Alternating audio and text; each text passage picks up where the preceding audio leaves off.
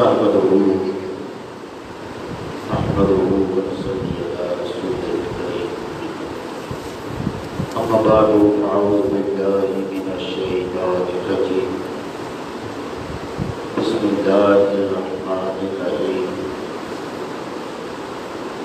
قال الله تبارك وتعالى في القرآن الحكيم كل نفس ذائقة الموت آمنت بالله صدق الله مولانا العظيم ونحن على ذلك لمن الشاهدين والشاكرين الحمد لله رب العالمين. حضرت ذی وقار آج سوچا کہ چند باتیں اس اہم ترین وقت کے حوالے سے کی جائے جو ہر ذی روح کے مقدر میں ہے. وہ وقت جو ٹلنے والا نہیں اور اپنی جگہ سے ہلنے والا نہیں.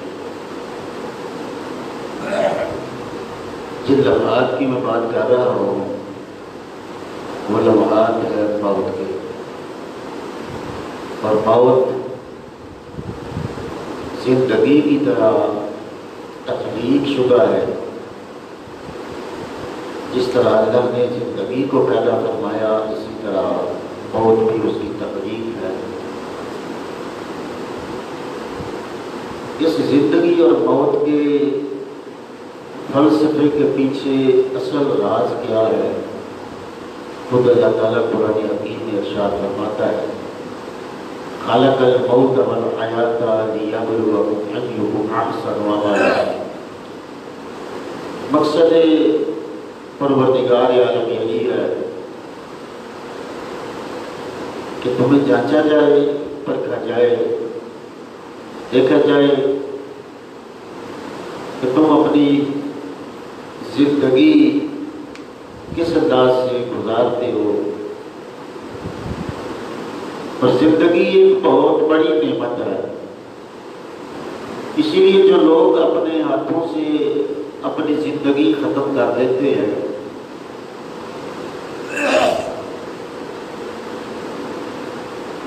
ان کے لیے کڑا حساب بھی ہے اور تا وقوع قیامت ان کا احتساب بھی ہے. زندگی ایک ایسی نعمت ہے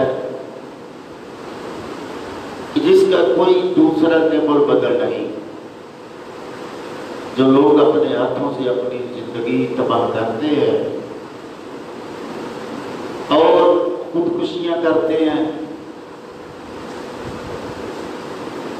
ان کو آگاہ ہونا چاہیے کہ بعد مرنے کے پھر سزا کا پچھتاوا ہے. حالات ایک سے نہیں رہتے، حالات بدلتے رہتے ہیں. دراصل یہ لوگ جو خودکشیاں کرتے ہیں حقیقت میں بڑے کمزور ہوتے ہیں. وہ حالات کا سامنا نہیں کر سکتے. ہم نے ایسا نہیں دیکھا کہ آج کسی کے گھر میں اندھیرا ہے تو کل امید کا سورج طلوع نہ ہو. صبر کرنا چاہیے، اللہ کی عطا پہ راضی رہنا چاہیے. ایسا بھی دیکھنے میں آیا ہے کہ جنہوں نے جذباتی فیصلہ کر کے کوئی زہریلی دوائی پی لی یا گولیاں کھا لی، جب موت نے اپنا پنجہ ان کے جسم پر کسا تو پھر روتے تھے، چیختے تھے اور یہی کہتے تھے کہ بچا لو ہمیں بچا لو. لیکن اب پچھتانے سے کیا ہو سکتا ہے؟ موت تو رگوں پہ میں سرایت کر چکی ہوتی ہے. اس لیے اس زندگی کو ایک نعمت سمجھنا چاہیے اور زندگی جس مقصد کے لیے ہے اس مقصد کی خاطر اسے گزارنا چاہیے. مقصد زندگی کا یہ ہے کہ انسان اللہ تعالیٰ کی معرفت حاصل کرے اور معرفت کا سب سے بڑا سبب ذات محمد مصطفیٰ صلی اللہ علیہ وآلہ وسلم سے ہے.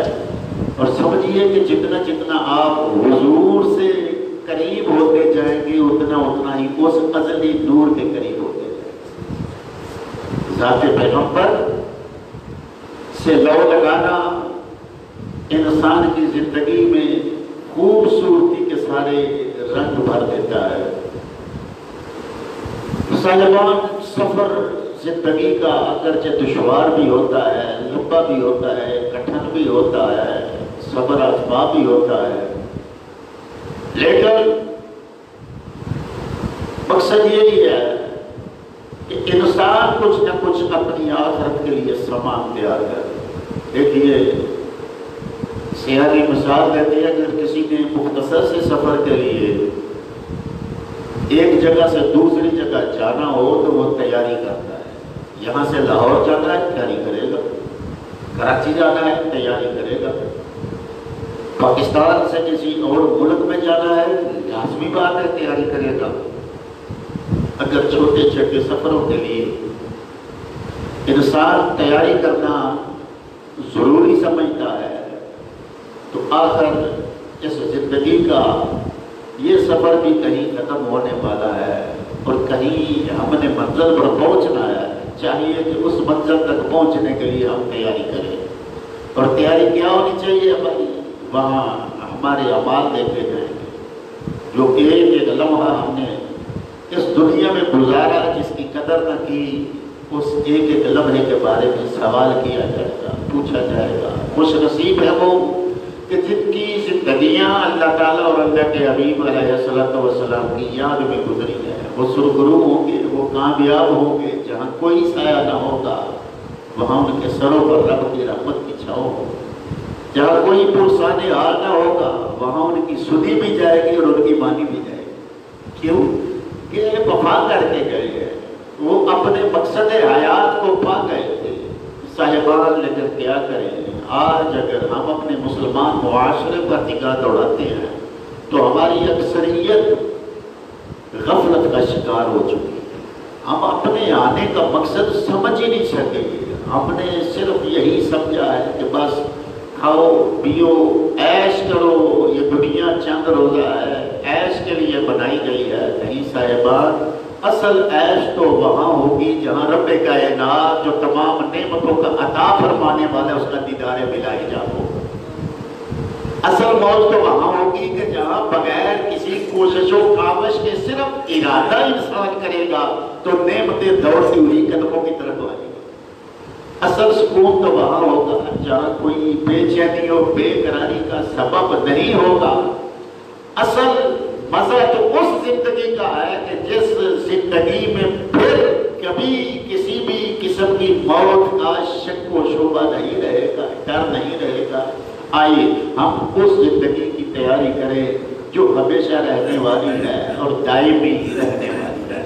اس حوالے سے قرآن پاک نے یہ بھی تخصیص نہیں کی کہ یہ مرد ہے، یہ عورتیں ہیں، مردوں کے لیے کوئی اور طریقہ ہونا چاہیے، عورتوں کے لیے اور طریقہ ہونا چاہیے۔ رب کائنات نے اس حوالے سے مرد و زن دونوں پر برابر رحمتوں کی بارش کی ہے۔ اللہ پاک قرآن پاک میں ارشاد فرماتا ہے کہ جو اعمال صالح کرے، من عامل صالحا وهو مؤمن وَلَنُحْيِيَنَّهُ حَيَاةً طَيِّبَةً۔ رب کائنات نے ارشاد فرمایا کہ جو اعمال صالح کرتا ہے چاہے وہ مرد ہو یا عورت ہو، لیکن شرط کیا ہے کہ ہو ایمان والا، تو اللہ فرماتا ہے ہم اسے ایک طیب حیات عطا فرما دیتے ہیں۔ گویا اس زندگی میں اس زندگی کی بشارت دی جا رہی ہے۔ تو بندہ یہ بھی کہہ سکتا ہے کہ زندہ تو میں یہاں بھی ہوں، لیکن رب کائنات فرما رہا ہے یہ تیری عارضی زندگی ہے، وہ ہمیشہ رہنے والی ہے۔ اگر چاہتا ہے کہ تیری وہ زندگی بہترین گزرے تو اپنے اعمال کو میرے اور میرے محبوب کے احکامات کے پابند کر۔ صاحبان، موت کو ہم نے اس لمحے تھوڑا سا غور سے دیکھنا ہوتا ہے جب یہ ہمارے سامنے عمارت ہوتی ہے، امیت کھڑی ہوتی ہے۔ اس حقیقت کو جو کہ اٹل ہے اور اس حادثے کو کہ جو تقریباً روزانہ ہم اپنی آنکھوں سے دیکھتے ہیں، ہمارے سامنے رونما ہوتا ہے، یہ وہ واقعہ ہے جو بار بار دہرایا جاتا ہے، کبھی اس گھر میں موت، کبھی اس محلے میں موت، کبھی اس بستی میں موت۔ یہ سب کیا ہے؟ ایک آگاہی ہے کہ آج اگر اس چارپائی پر کسی کی میت پڑی ہے تو کل تیری باری بھی آنے والی ہے۔ آج اگر یہ آنکھیں بند کر کے پڑا ہوا ہے تو کل تیرے منہ میں بھی روئی ڈال دی جائے گی، تیرے ہاتھ باندھ دیے جائیں گے، تیرے پاؤں باندھ دیے جائیں گے، بے بسوں بے کس ہو جائے گا۔ آج اگر اس پہ وقت ہے تو کل تیرا وقت بھی آنے والا ہے۔ موت، اللہ اکبر، یہ وہ حادثہ ہے کہ جس کا ذکر سن کر اللہ کے نبی حضرت عیسیٰ علیہ السلام کی جلد سے خون جاری ہو جاتا تھا۔ یہ ایسا واقعہ ہے کہ جس کا ذکر سن کر اللہ کے نبی حضرت داؤد علیہ السلام کے جسم کے جوڑ اپنی جگہ سے ہل جاتے تھے۔ یہ وہ حادثہ ہے جو لذتوں کو مٹا دیتا ہے۔ موت، موت، موت۔ تو اسے چاہے یاد رکھ یا اسے اپنے وہم و گمان و خیال سے دور رکھ، لیکن آئے گی ضرور، آ کر رہے گی۔ نہ اسے کوئی روک سکا ہے اور نہ اس موت کو کوئی روک سکتا ہے۔ صاحبان یاد رکھیے کہ جس نے اس سطح زمین پر سانس لیا اس نے اس کا ذائقہ ضرور چکھنا ہے۔ ایک بادشاہ تھا، بڑا سرکش تھا، وہ کسی کو خاطر میں نہ لاتا تھا۔ امراء، وزراء، عوام و خواص سب اس سے بڑے تنگ تھے۔ اور گاؤں کی زندگی کی اجیرت کی ہوئی تھی، چھوٹی چھوٹی فروغزاش کے ان بیچاروں کو بادشاہ کے قہر و غضب کا نشانہ بنا دے۔ اپنے انجام سے بے خبر، جو استبداد کا، ظلم کا بازار گرم کیے ہوئے تھا۔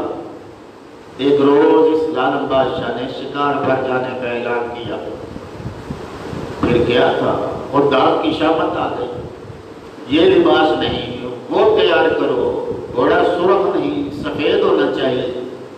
الغرض بڑی دیر کے بعد بادشاہ تیار ہو کر محل سے برآمد ہوا۔ باہر ماہر شکاری ساتھ دینے کے لیے کھڑے تھے۔ بادشاہ کی جھلک دیکھتے ہی بیچاروں کے ساتھ جھک گئے۔ بادشاہ نے ان پر بھی اعتراضات کی بوچھار کر دی۔ کسی کے لباس پر اعتراض اور کسی کے تیر و کمان پر اعتراض۔ بیچارے چپ چاپ کھڑے سنتے رہے۔ خدا خدا کر کے بادشاہ نے گھوڑا آگے بڑھایا۔ سامنے ایک پل تھا، پل پر ایک شخص نظر آیا۔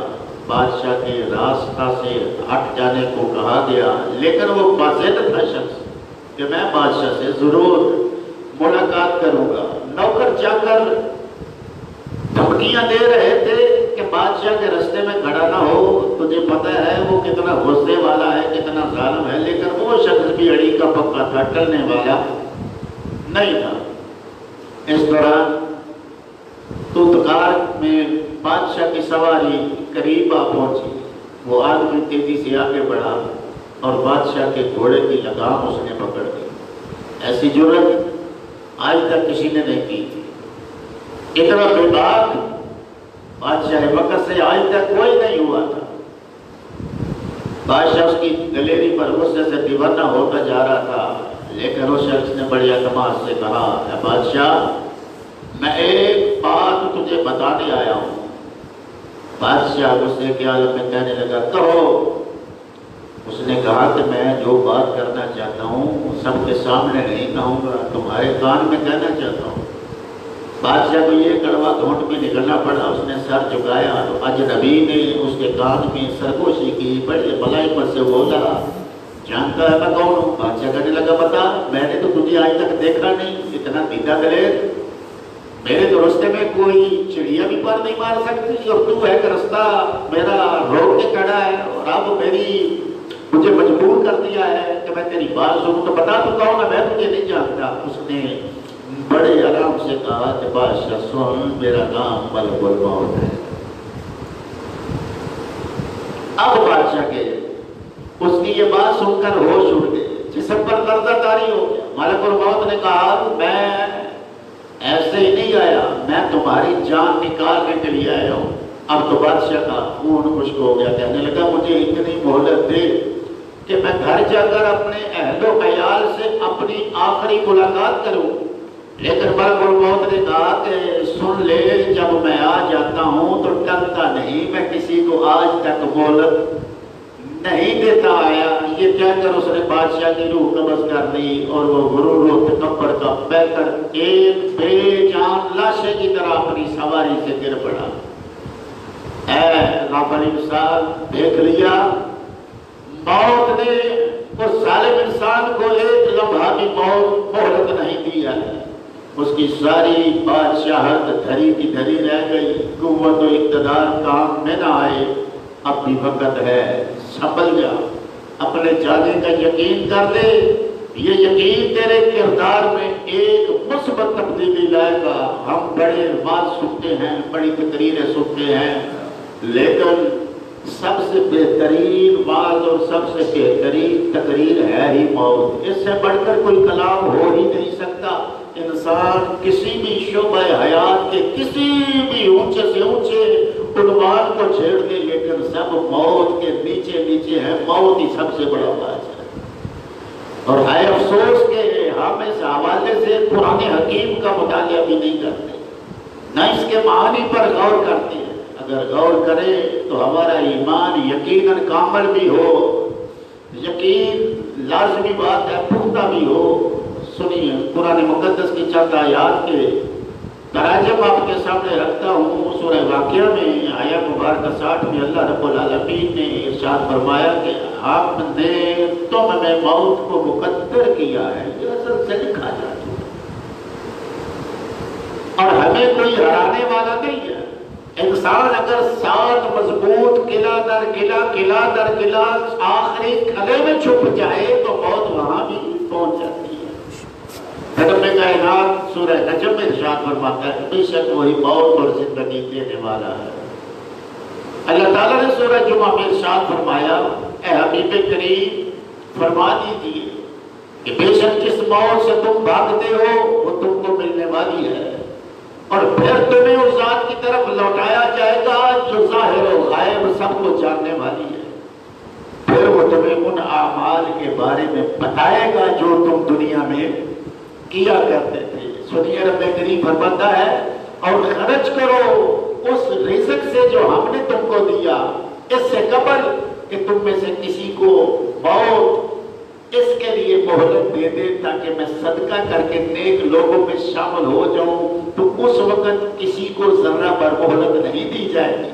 جب کسی کی موت آ جائے تو اللہ تعالیٰ تمہارے اعمال کی خبر رکھتا ہے. انسان کی جب موت کا وقت آتا ہے نا تو وہ چند لمحوں کے لیے اس کی ساری زندگی کی فلم اس کی نگاہوں کے آگے چلتی اور پھر وہ اپنا انالیسس کرتا ہے، اپنا سارا بایو ڈیٹا دیکھتا ہے کہ میں کس راستے پر چلتا رہا اور مجھے کرنا کیا چاہیے تھا، میں کیا کرتا رہا.